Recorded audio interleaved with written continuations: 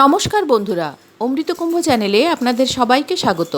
আজ হাজির হয়েছি খুব সাধারণ বাঙালিদের অত্যন্ত প্রিয় একটা ঘরোয়া রেসিপি নিয়ে।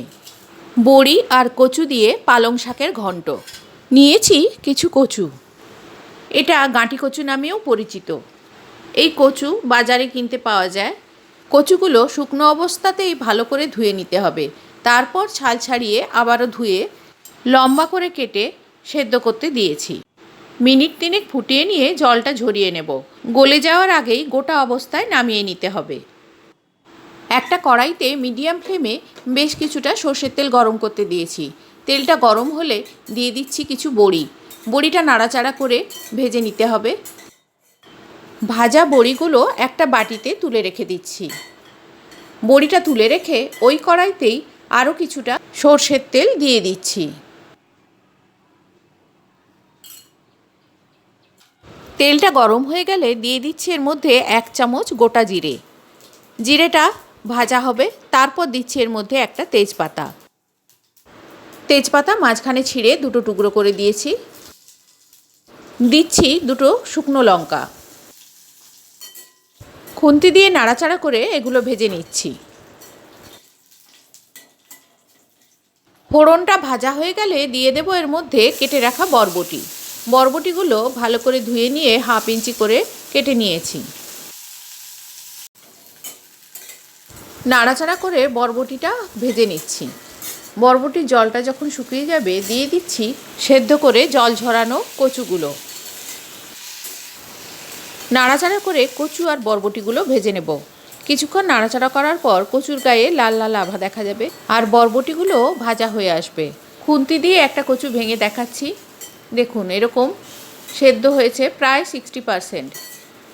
এরপর যখন এটা ভাজা হয়ে যাবে দিয়ে দিচ্ছি কেটে রাখা বেগুনগুলো। বেগুনগুলো ডুমো ডুমো করে কেটেছি। যে কোনো ধরনের বেগুন এই ঘন্টে ব্যবহার করা যায়। আমার কাছে সবুজ বেগুন ছিল, তাই আমি এটা ব্যবহার করেছি। 1 চামচ নুন আর 1 চামচ গুঁড়ো হলুদ দিয়ে দিলাম। খুন্তি দিয়ে নাড়াচাড়া করে নুন হলুদটা ভালো করে সবজির সঙ্গে মিশিয়ে নেব।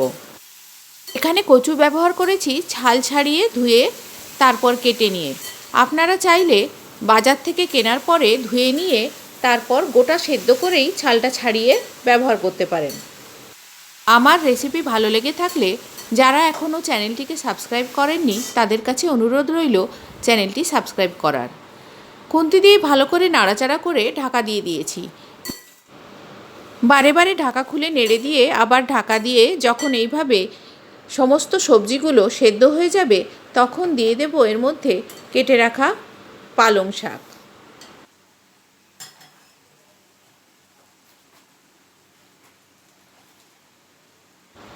পালং শাক বেছে নিয়ে ভালো করে ধুয়ে নিয়েছি, তারপর ছোট ছোট করে কেটে এটা ব্যবহার করছি। সমস্ত শাকগুলো দেওয়ার পরে খুন্তি দিয়ে ভালো করে শাকগুলো সবজির সাথে মিশিয়ে নিচ্ছি। সবজিতে পরিমাণ মতো নুন হলুদ দেওয়া আছে, তাই এখন আর শাকে কোনো রকম নুন আর হলুদ দিচ্ছি না।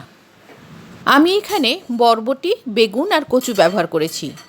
আপনারা চাইলে সবজি হিসেবে বরবটির সঙ্গে মূলো, শিম এগুলো ব্যবহার করতে পারেন। বরবটি যখন দেবেন তখন মূলো শিমটাও একই সাথে ভাজা করে নেবেন, তারপর যেরকম কচু আর বেগুন দিয়েছি সেইভাবে করে নেবেন। সবজির সাথে শাকটা মিশিয়ে নেওয়ার পর ঢাকা দিয়ে দিয়েছিলাম। মাঝে মাঝে ঢাকা খুলে নাড়াচাড়া করে দিয়েছি, আবার ঢাকা দিয়ে দিয়েছিলাম। এইভাবে ঢাকা চাপা দিয়ে রান্না করে নেওয়ার পর যখন শাকটা পুরো সেদ্ধ হয়ে যাবে, শাকের জলেই সবজিগুলোও আরও সেদ্ধ হয়ে যাবে, তখন ভালো করে খুন্তি দিয়ে এভাবে ঘেঁটে দিতে হবে।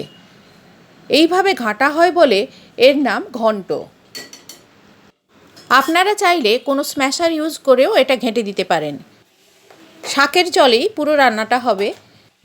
যদি জল কমে শুকিয়ে যায় তবে গরম জল ব্যবহার করে এটাকে পাতলা করে নিতে হবে। দিলাম আদা বাটা, 1 চামচ আদা বাটা দিয়েছি। শেষের দিকে আদা বাটা ব্যবহার করলে আদার ফ্লেভারটা ভালো মতো পাওয়া যায় আর ঘন্টের স্বাদটাও আরও ভালো আসে। আদা বাটা ঘন্টের সাথে মিশিয়ে নিয়ে দিয়ে দিচ্ছি 1 চামচ ভাজা জিরে গুঁড়ো। ভাজা জিরে গুঁড়োটা ঘন্টের সাথে মিশিয়ে নিচ্ছি। আমাকে এই রকম কনসিস্টেন্সি রাখার জন্য কিছুটা জল ব্যবহার করতে হয়েছিল। আপনারা যেরকম কনসিস্টেন্সি রাখবেন সেরকম জল ব্যবহার করবেন। ঘন্ট অনেকে আরও পাতলাও পছন্দ করেন। গ্যাসের ফ্লেম অফ করার আগে ভেজে রাখা বড়িগুলো হাত দিয়ে গুঁড়ো করে ওপর থেকে ছড়িয়ে দিচ্ছি। তারপর বড়িগুলোকে খুন্তি দিয়ে মিশিয়ে নিচ্ছি। বড়িগুলো ভালো করে মিশিয়ে নেওয়ার পর ঢাকা দিয়ে গ্যাসের ফ্লেমটা অফ করে দিচ্ছি।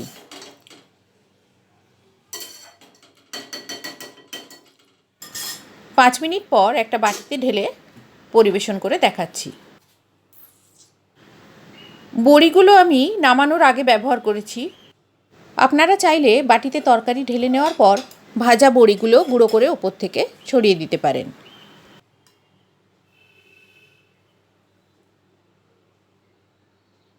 পালং শাকের ঘন্ট ভাতের সাথে খুবই ভালো লাগে, তবে রুটির সাথেও আপনারা খেতে পারেন। আজ এই পর্যন্ত, দেখা হবে অন্য কোনো দিন অন্য কোনো রেসিপিতে।